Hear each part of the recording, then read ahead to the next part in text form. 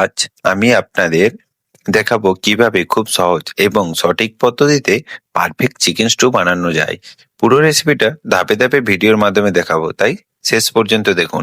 আমি এখানে একটি গাজর নিয়েছি এবং সেটিকে এইভাবে ঠিক লম্বা ভাবে স্যালাডের থেকে অনেকটাই মোটা করে কেটে নিয়েছি এবং সেই মোটার ভাগটিকে আমি ঠিক লম্বা ভাবে এইভাবে কেটে নিয়েছি, কারণ এইভাবে কাটলে দেখতে সুন্দর লাগে। এরপরে আমি এখানে দুটো পেঁয়াজ নিয়েছি এবং সেটিকে 4 টুকরো করে কেটে নিয়েছি। আর এরপরে আমি নিয়ে নেব পিন্স কড়াই, অর্থাৎ বিম কড়াই। বিম কড়াইয়ের ডগার অংশ এবং গোড়ার অংশটা কেটে ফেলে দিয়ে ঠিক এইরকম লম্বি করে আমি কেটে নেব। একে একে সমস্ত বিম কড়াই আমি এখানে কেটে নেব। এরপরে নিয়ে নেব একটি গোটা ক্যাপসিকাম। ক্যাপসিকামটাকে আমি প্রথমে বীজের অংশটা ফেলে দিয়েছি। এই অংশটা অবশ্যই আপনারা ফেলে দেবেন, কারণ বীজে অনেক সময় তেতো হয়। এরপরে ঠিক এইভাবে ভাবে আমি এখানে ক্যাপসিকামটাকে কেটে নিয়েছি। তারপরে এর ছোট ছোট ভাগ করে নিয়েছি। আপনারা ঠিক এইভাবে ছোট ছোট করে ক্যাপসিকামটিকে কেটে নেবেন। এরপর নিয়ে নিয়েছি একটা আলু। আলুকে আমি সমান 6টি ভাগে ভাগ করে নিয়েছি। আপনারা চাইলে আরো বড় বা আরো একটু বেশি আলু নিতে পারেন। এরপরে আমি এখানে নিয়ে নেব কয়েক টুকরো কাঁচা লঙ্কা, আর নিয়ে নেব আদা, রসুন এবং কাঁচা লঙ্কাগুলিকে ঠিক এইভাবে ছোট ছোট করে ভাগ করে কেটে নেব। এবং আমি এখানে আদাটিকেও খোলা ছাড়িয়ে ভালো করে সরু সরু করে চপিং করে নিয়েছি। আমি এখানে আদা বাটা ইউজ করব না, আদা কুচি ইউজ করব। আপনারা চাইলে আদা বাটাও ইউজ করতে পারেন, কোনো অসুবিধা নেই। এরপরে আমি এখানে দিয়ে দেব রসুন কুচি।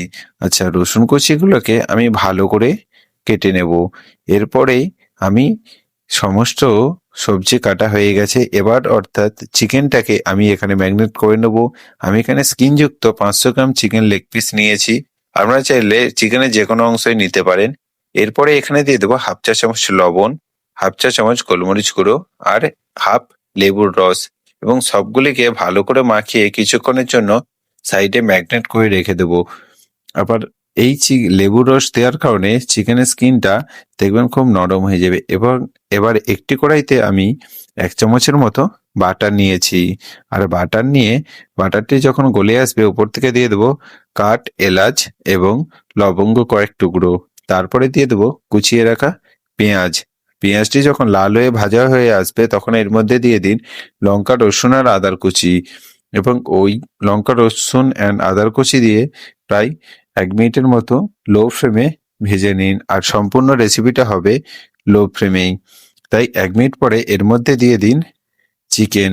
আর চিকেনগুলি দিয়ে আরো বেশ কিছুক্ষণ ভালো করে নেড়ে নেবেন। চিকেন থেকে যখন সামান্য পরিমাণ জল বেরিয়ে আসবে তখন দেখবেন গায়ের মশলাটা একটু লেগে গিয়েছে। তাই আপনারা অবশ্যই কিন্তু একদম সামান্য 2 থেকে 3 টেবিল চামচের মতো জল দিয়ে দেবেন এবং লবণ দিয়ে দেবেন হাফ চামচের মতো।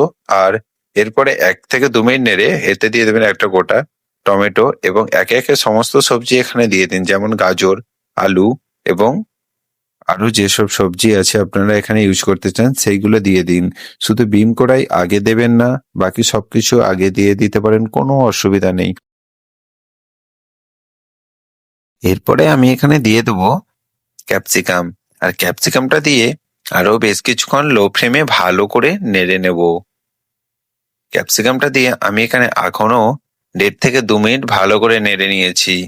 দেখুন একদম সুন্দর কালার এসে গেছে। অবশ্যই কিন্তু এই সময় লো ফ্লেমটা অবশ্যই রাখবেন, খুব বেশি হিট দেবেন না, তাহলে চিকেন পুড়ে যাবে। এরপরে আমি এখানে 1 কাপের মতো জল দিয়ে আরো 1 মিনিট ফুটিয়ে নিয়েছি।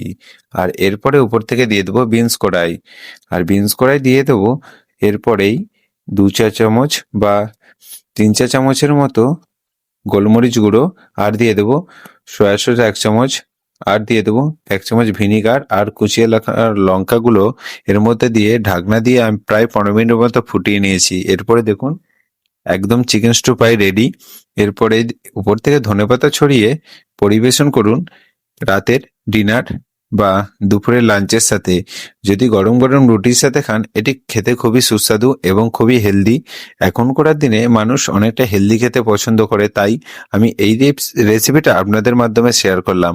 আর আমার এই রেসিপিটা ভিডিওর মাধ্যমে দেখে বলবেন কেমন হয়েছে। আর যদি আমার এই ভিডিওটা আপনাদের ভালো লাগে তাহলে অবশ্যই কিন্তু লাইক, কমেন্ট আর শেয়ার করতে ভুলবেন না। আর নতুন ভিডিও পেতে হলে আমার চ্যানেলের বেল আইকনটি কিন্তু অবশ্যই প্রেস করে রাখবেন। আর দেখা হচ্ছে আপনাদের সাথে পরবর্তী ভিডিওতে একটি নতুন রেসিপি নিয়ে। আর আমি শুভঙ্কর, আপনারা দেখছিলেন শুভঙ্কর কিচেন।